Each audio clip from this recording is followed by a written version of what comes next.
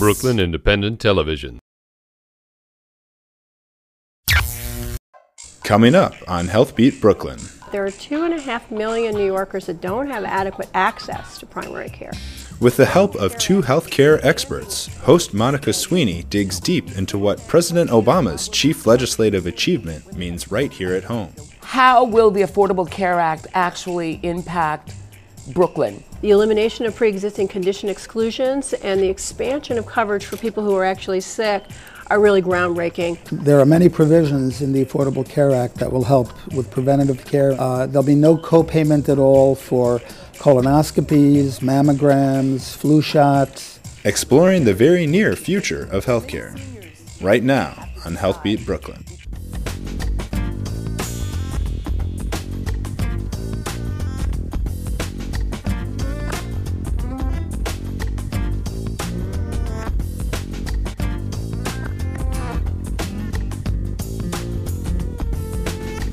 Welcome to Healthbeat Brooklyn on Brooklyn Independent Television. I'm Dr. Monica Sweeney. We are a little more than 2 months past the Supreme Court's decision to uphold President Obama's Affordable Care Act, or at least most of it.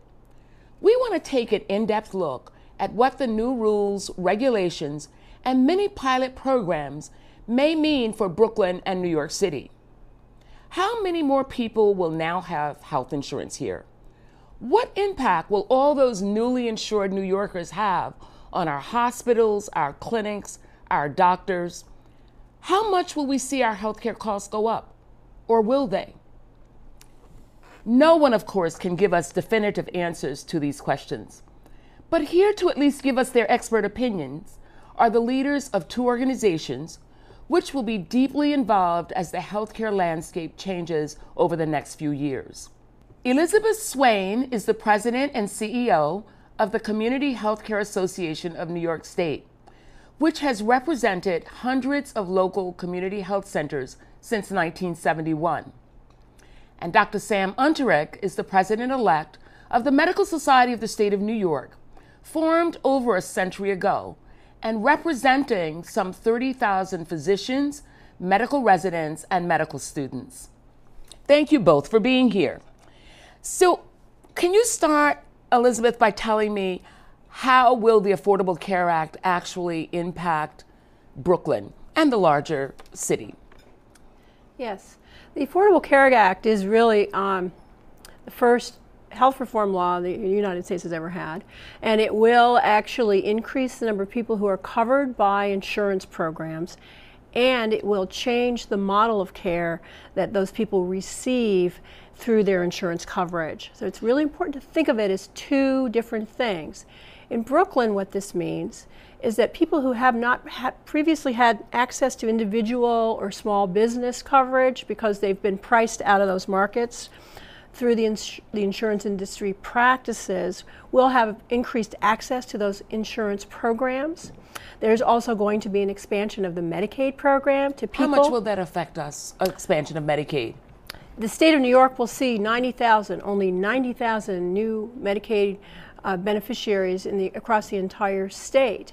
It's the first time that the United States has established a Medicaid program that's based on income, not on categorical coverage. So everybody up to a certain income level will be covered. Everybody? Everybody who is a legally residing citizen or immigrant in the United States will be covered up to a certain income level. And this is really a sort of a groundbreaking approach because we've never done income-based eligibility in the Medicaid program before. So many of Brooklyn's lowest income residents who've been priced out of the Medicaid market, if you will be covered by the Medicaid expansion. Well, they were priced out of Medicaid, but of course priced out of private insurers as well. Of course. If you're over 400% of poverty, then you're going to be eligible for other products in the market, small business and individual market products that are probably more complicated to describe than we have time for. Actually, 400% of the market is complicated to describe too. If either of you has a number for what a family of 4 can earn, that would be more helpful than 400% because people don't usually understand what that concept is. If you're a single individual, 100% of poverty is under $10,000 a year. So you basically multiply that times 4. So you're at somewhere around $40,000 a year as an individual at 400%. And you're still eligible for Medicaid now? The optional programs in Medicaid cover you at that level. The base coverage for Medicaid is at, as I said, this is complicated, is at 123% of poverty for an individual. Previously, you had to be sick or disabled in some way to be eligible for Medicaid. That is no longer true under the ACA. Now you're going to be eligible for Medicaid regardless. You know, you mentioned, Elizabeth mentioned the health insurance exchange. Sam, would you comment on what that's going to mean for New Yorkers? Well, New Yorkers are going to be eligible to buy insurance through the health insurance exchange if their income is between 133% and 400% of the federal poverty level. There are going to be 4 different types of coverage. I've heard it called bronze, silver, gold, and platinum. Well, that's very appropriate right about now. Yeah, which may be somewhat limiting compared to commercial plans where you have more choices, but there will be a range of different plans that can be purchased. And that should expand the availability of insurance to a significant number of people. You know, talking about coverage, one of the points that I want us to be sure to get out that I think is very important is once you're covered, you stay covered. Is that correct? Once you're covered, as long as you pay your premiums, you can't be dropped. Is that correct for a catastrophic illness? That's right. Yes, yes. I mean, I think it's important to recognize that the Medicaid program is going to continue to have to establish and continue to evaluate eligibility over time. Income eligibility could change. The question I have is about being dropped from your insurance coverage.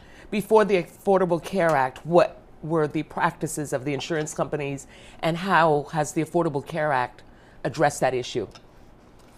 The Affordable Care Act it will be a big improvement in that respect because people will no longer have a lifetime cap on coverage. They can't be dropped if they use too much of their insurance. And starting in 2013 or 2014, there'll be no yearly cap either on coverage. So there will be no maximum amount that can be spent. So if they have a catastrophic illness, they're still covered.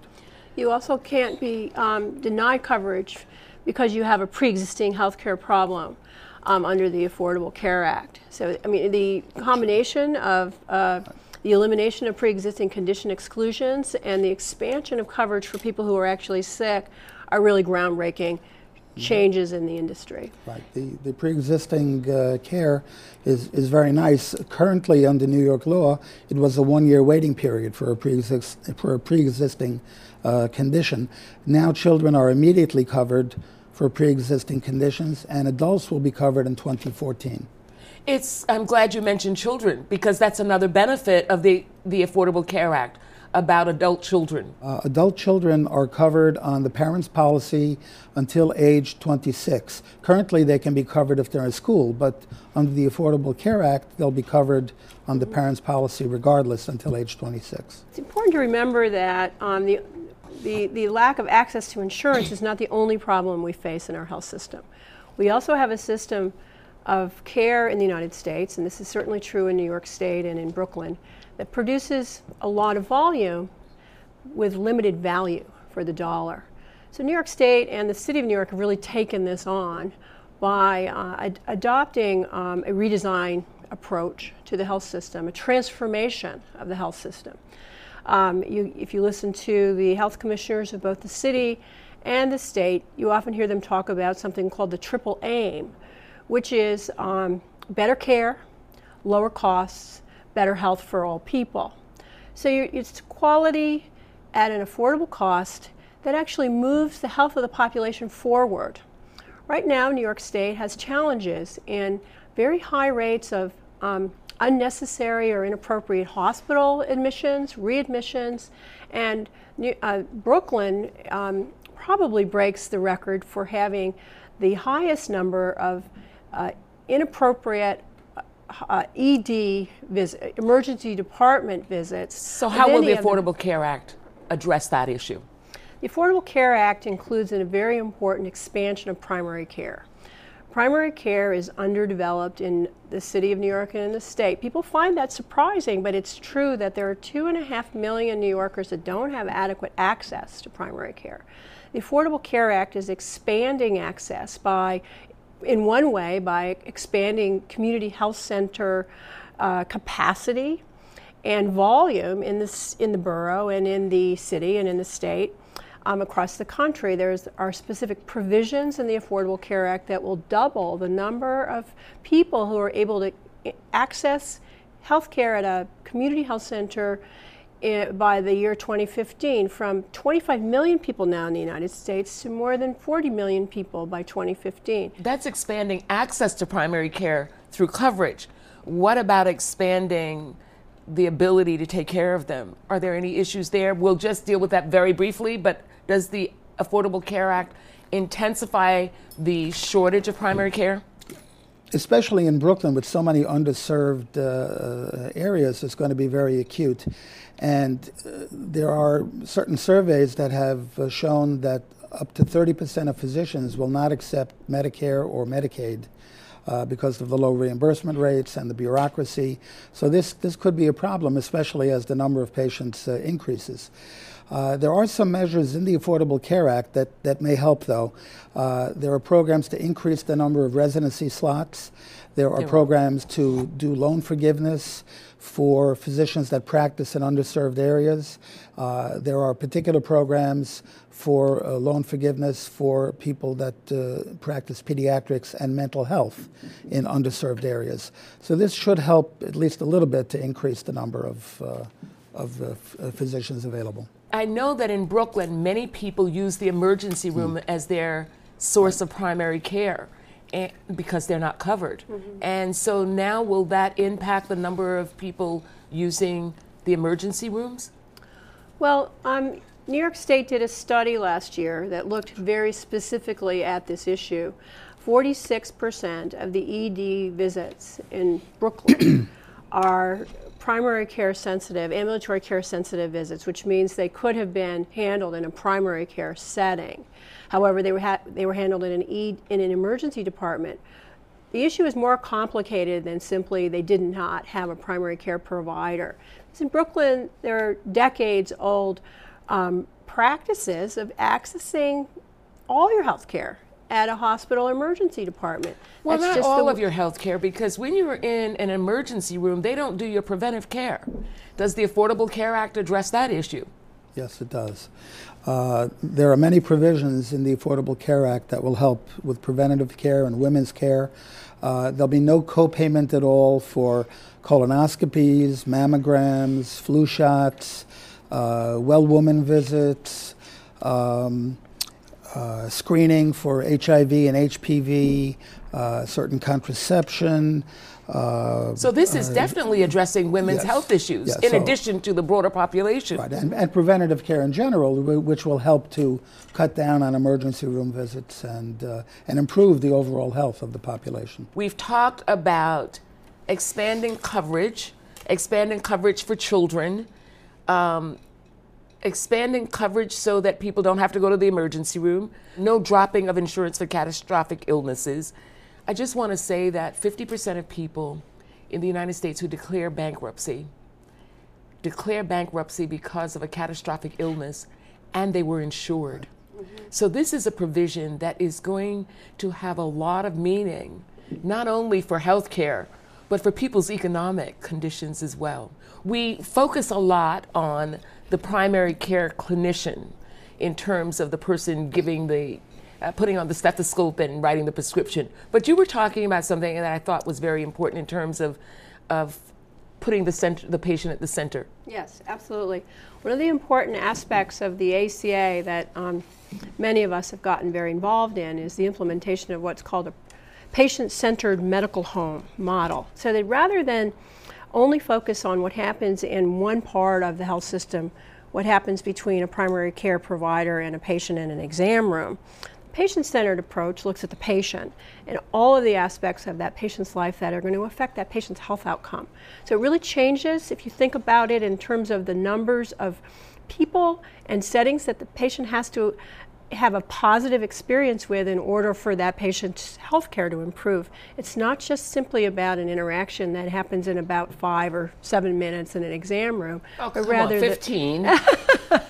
In community health centers, 15. Absolutely 15. But so much of what really determines a person's health, the social determinants of health, happen outside of the healthcare setting completely. I didn't talk about seniors and the reimbursement for medication. And I think that's really a very important feature of the Affordable Care Act. So can either one of you address that? Sure. Seniors right now are being hit with a donut hole. After they spend a certain amount of money on drugs, they're no longer covered and it has to come out of their pocket. With the Affordable Care Act, there'll be a $250 rebate, and if they buy brand name drugs, they'll get a 50% rebate, which will increase to 75%, and eventually the donut hole will disappear completely, I think in 2017, approximately then. And 5 years will go by very quickly, and people will appreciate it when it gets here. But closing that donut hole is very important because there are many seniors who have to decide between their medications and other essentials. So I wanted to make sure we got that out of there. Now, what are either of your organizations doing to address the fact that patients need to be educated, the public needs to be educated, because we all actually are patients at one point or another, about what the Affordable Care Act is going to do for them? The state of New York's Office of Health Disparity Elimination, is what I think is what it's called, has established a patient education program around this issue. So the idea is to do the culturally accessible, linguistically accessible information through this program to make sure that patients are actually understanding, that people in the community understand what it means to have access to new services and new programs, particularly on the preventive side. Yes. Preventive health care has been so overlooked, often because it's the least expensive place to go. It has to do with what you eat and how you get to work, how you live your life.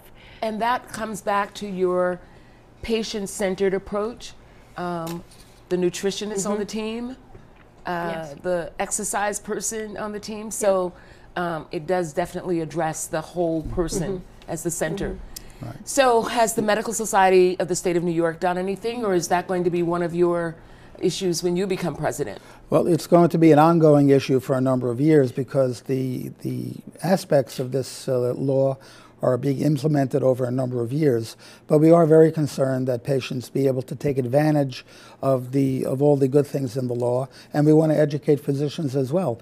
The law is 1,100 pages long, and Yes. we're just getting our heads around it. So we are definitely going to be educating patients and physicians. And the providers. You know, cost has been a major source of conversation around the Affordable Care Act.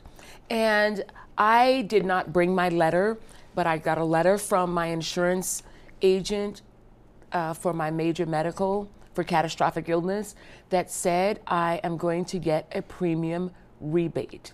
So everybody has talked about the increase in cost to support the Affordable Care Act. And we need to have a conversation about cost and what it's going to mean. So let's start with the insurance rebate, which I'm very happy about. The Affordable Care Act regulates insurance companies on a medical loss ratio, which requires that they invest more of the premium dollar in your health care than they used to have to invest. So you got a rebate because you've been overpaying, if you will, the payment that you've been making has not been going into your care, but rather into the business models of insurance companies. I mean, remember that our insurance industry, we have many not-for-profit, we have many for-profit insurers. They have their own goals in terms of their businesses. So this is a really important philosophical shift because it focuses more on your care and what that dollar is purchasing for you as a patient. And so they have not been spending as much as they should have been spending on patient care, so they have to do rebates. Exactly. So that's a cost savings for people, putting things right in their pocket, which is a good thing. Now, supporting the payment for the increased number of people getting covered, you addressed the number of people going to the emergency room versus primary care. You know how much more it costs in general to be seen in an emergency room versus a community health center. Would you talk about that briefly? Absolutely. Well, you know, we wrote a report a couple of years ago at my organization with some of our partners called New York State Could Save Billions by Investing in Primary Care. The states started taking it on, and the feds have taken it on with the Affordable Care Act. The states started taking it on even before the healthcare reform law passed, by investing in the patient-centered medical home. The Medicaid program leads the way by creating an enhanced payment for people who accomplish a patient-centered medical home criteria step through the NCQA, National NCQA program. What this means is as a doctor, you can accomplish NCQA coverage by setting up your practice in a particular way. You'll then get paid more by the Medicaid program to provide care in this patient-centered way. This is a very clear incentive program that New York State embraced completely for a quality improvement. You're getting paid more because you're providing a much broader, comprehensive set of services that are so important to that patient actually achieving some health outcomes. For example, a diabetic patient who really is not going to thrive if the only measure of quality is a doctor visit. The measure of quality has to be an improvement in that patient's actual health outcomes. And so if you're doing a doctor visit with no management or monitoring of the patient's health outcomes through checking their blood levels or by looking at their feet, then you're not going Sending them to the ophthalmologist. Absolutely, you're not going to see a health improvement there. Sam, I'm going to let you give us a statement about what it is that you and the organization that you represent, of which I am a member, and was a member of yours for a very long time, Elizabeth, as you know.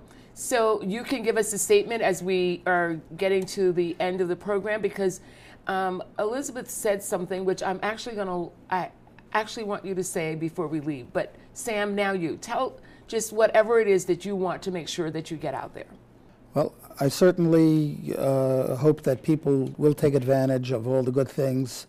We are, though, concerned about a lot of the administrative burdens that the law will place on physicians. We're concerned that employers may stop providing health care coverage. People may opt to take the penalty instead of taking insurance. So we're hoping that people will take advantage of the insurance. As far as Ms. Nee's position, they're generally in favor of the program, but we are very concerned about the stability of the Medicare system. We think that tort reform is very important. In this ACA, there was a feeble attempt at tort reform. There's some demonstration projects, but I was going to mention there is a demonstration project in the Affordable Care Act, so that people are aware that that is an issue. And that would create a tremendous savings to the system. There'd be less nuisance lawsuits, there'd be less giant awards, and less defensive ordering. And that's a major thing. About 30% of tests, it has been shown, may be defensively ordered. So, you know, that would be a tremendous savings. And so we're very concerned about those aspects of it and hope that that's implemented very soon. Elizabeth, you get the last word. Well, I've worked in community health care for my entire career. This is the most exciting thing that's ever happened to the healthcare system in the United States. We have really a groundbreaking law, but it's only going to be effective if we change the way that we deliver health care in this country. We can't simply just continue to do more of the same. That won't produce good health outcomes. If we insure more people, but we don't change the way that we provide health care to people by making sure that we're providing access to good preventive services and we're caring as much for the other aspects of a person's life as we do for their actual health focused life, then the ACA will fall short. It's really a much larger set of challenges in this country, and in the borough of Brooklyn, particularly with 2.5 million people, and many of those people very low-income people, if we don't change the way we do our health system and really use the ACA and the groundbreaking New York State and New York City initiatives together, we'll never have another opportunity like this. So I couldn't be more excited about what lies ahead. Thank you both for being here. The Affordable Care Act and its impact is, of course, an enormous story, one we'll be following for years to come. Here at Healthbeat Brooklyn, we'll do our best to bring you progress reports as it changes the way we deliver health care in our borough. If you'd like more information on how the law might affect you and your loved ones, you'll find helpful answers on the 2 websites we're about to put up on the screen. And to see more of our shows, go to brickartsmedia.org/BIT and then click on Healthbeat Brooklyn. And you can follow us on Facebook or Twitter on BK Independent TV. Thanks for watching, and stay healthy.